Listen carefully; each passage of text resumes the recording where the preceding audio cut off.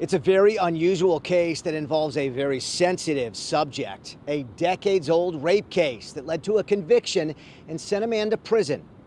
That convict is a friend of Oren Ambus, seen here in his podcast called Chronic Chronicles, where Ambus called the rape victim a liar.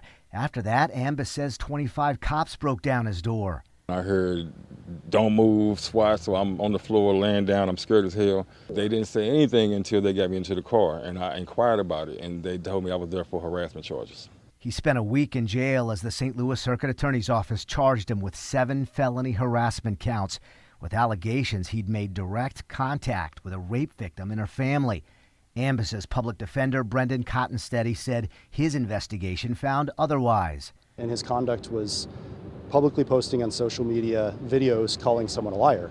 Cottonsteady learned the evidence was simply from a podcast, resulting in a prosecutor filing for felony charges. My take was that the person who wrote this may have slept through that day in law school, honestly, because, this is a First Amendment issue through and through to me. He eventually convinced prosecutors. The issue in Mr. Ambus's case, I think, is not whether the person he was talking about was wrongly accused and falsely convicted over a decade ago. I think the issue in his case was whether or not we as a society have the freedom to comment on and discuss that trial and that conviction. My client's statements commenting on a public trial were squarely protected by the First Amendment.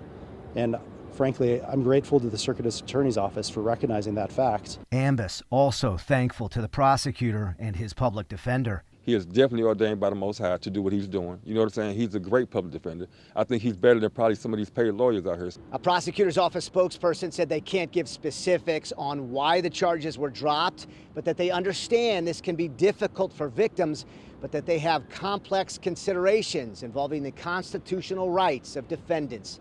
In St. Louis, Chris Hayes, Fox 2 News.